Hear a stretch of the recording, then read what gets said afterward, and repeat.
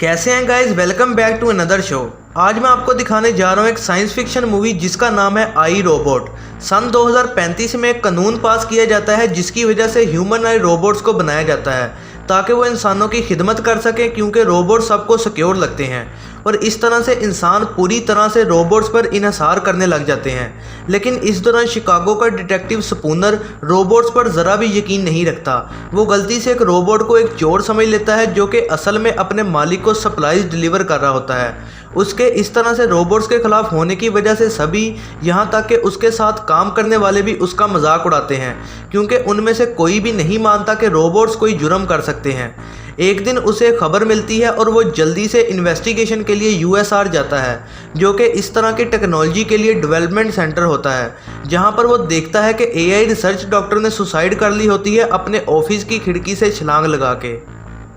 Spooner doctor की तरफ से एक होलोग्राफिक मैसेज रिसीव करता है जिसमें वो उसे कुछ क्लूज देता है। यूएसआर के बॉस की असिस्टेंट स्पूनर को आर्टिफिशियल इंटेलिजेंस कंप्यूटर विकी के पास लेके जाती है ताकि वो डॉक्टर के गिरने की सिक्योरिटी फुटेज को देख सके, लेकिन वो ऑफिस की फुटेज करप्टेड होती है जिसकी वजह से स्पूनर को शक होता है।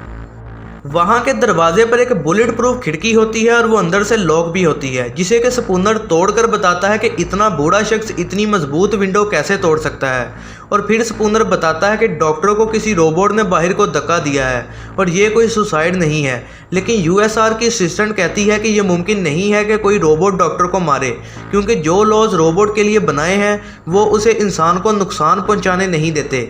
लेकिन तभी एक NS5 रोबोट उन पर हमलावर होता है और क्लियर इंस्ट्रक्शन देने के बावजूद भी रोबोट असिस्टेंट के कोई ऑर्डर को नहीं मानता और वो टूटी हुई खिड़की से बाहर छलांग लगा देता है और वहां से भाग जाता है। असिस्टेंट को लगता है कि गोली लगने से रोबोट में किसी किस्म की कोई खराबी आ गई होगी और इसलिए वो ज़रूर रोबोट रिपेयर फैक्ट्री में खुद को ठीक करने जाएगा।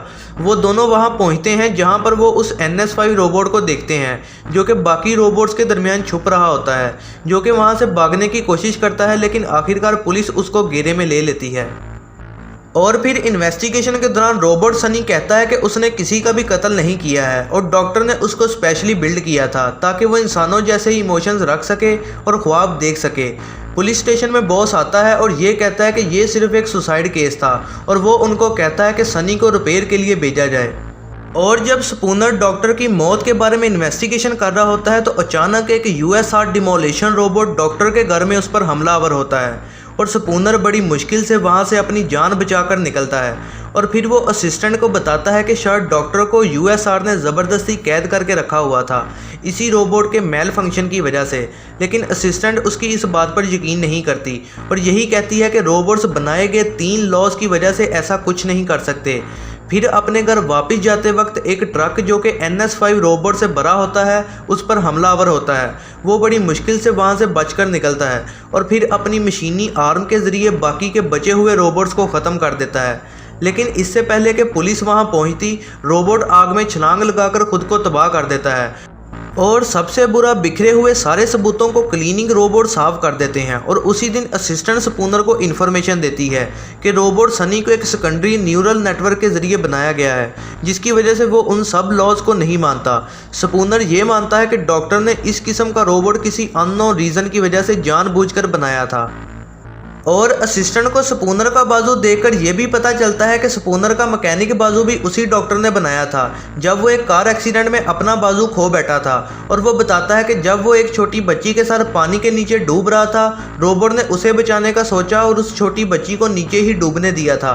रोबोट ने ऐसा इस लॉजिक से किया था कि लड़की को बचाने के बजाय जवान आदमी को बचाना ज़रूरी है और उस एक्सीडेंट की वजह से उसका रोबोट्स पर से भरोसा उठ गया था। इसके बाद वो चुपके से यूएसआर हेडक्वार्टर में घुस जाते हैं और सनी से और इन्फॉर्मेशन लेने के लिए उससे पूछताछ करते हैं। सनी ने जो ख्वाब देखा होता है उसका एक स्केच बनाता है जो कि एक लीडर को पहाड़ पर खड़े हुए दिखाता है, जबकि रोबोट्स का एक बड़ा ग्रुप उस लीडर के साथ वहां पर मौजूद होता है। और वो आदमी जो कि पहाड़ पर खड़ा होता है वो असल में स्पूनर ही होता है। लेकिन जल्द ही वो पकड़े जाते हैं और उन्हें बॉस के सामने लेके जाया जाता है, जो कि उन्हें बताता है कि उसे शुरू से ही इस नए रोबोट के बारे में पता था जो कि डॉक्टर ने इमोशंस के साथ बनाया था और डॉक्टर ही इस गलती के लिए जिम्मेदार है। और फिर बॉस असिस्टेंट को मनाता है कि इससे पहले कि देर हो जाए सनी रोबोट को तबाह कर दिया जाए। और इस दौरान स्पूनर सनी के बनाए गए स्केच को फॉलो करता है जो कि एक ऐसी जगह होती है जो कि पुराने मॉडल के रोबोट से भरी होती है।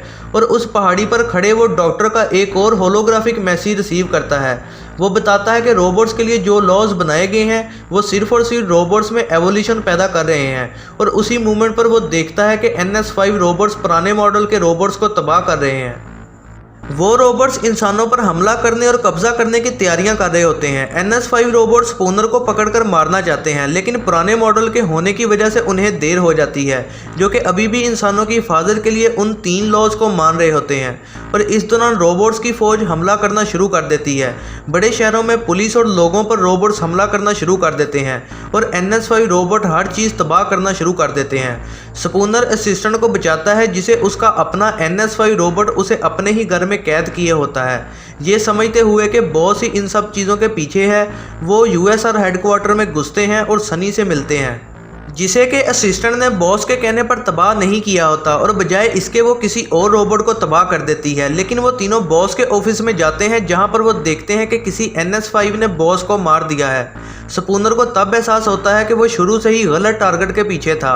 ये सारे अटैकिंग रोबोट्स असल में विकी कंट्रोल कर रही है, जो कि इन लॉज के दौरान खुद को इवॉल्व कर चुकी है और ये कहती है कि इंसान जैसे रह रहे हैं इससे वो खुद को बर्बाद कर लेंगे।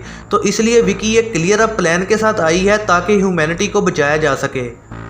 और इसी वजह से विकी को डॉक्टर को इस राज के साथ ही रोके रखना था और यही वजह थी कि डॉक्टर ने सनी की मदद से खुद को मारने का प्लान बनाया और फिर क्लूज छोड़े ताकि वो विकी के इस शैतानी प्लान का पर्दाफाश कर सके।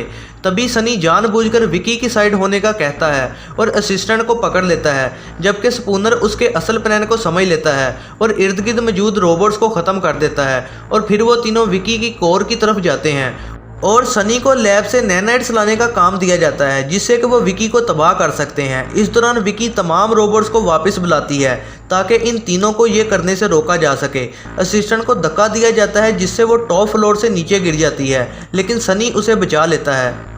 और फिर नैनाइट्स वेपन हाथ में पकड़े हुए स्पूनर अपने मैकेनिकल बाजू के जरिए नीचे छलांग लगाता है और विकी की कोर में घुस जाता है और कामयाबी से नैनाइट्स को उसमें इंजेक्ट कर देता है, जिसकी वजह से विकी पूरी तरह से तबाह हो जाती है और फ़ौरन तमाम NS5 रोबोट्स विकी के कंट्रोल से आज़ाद हो जाते हैं और दोबारा नॉर्मल हो जाते हैं। स्पूनर आखिरकार सनी की वजह से दोबारा रोबोट्स पर यकीन करने लग जाता है।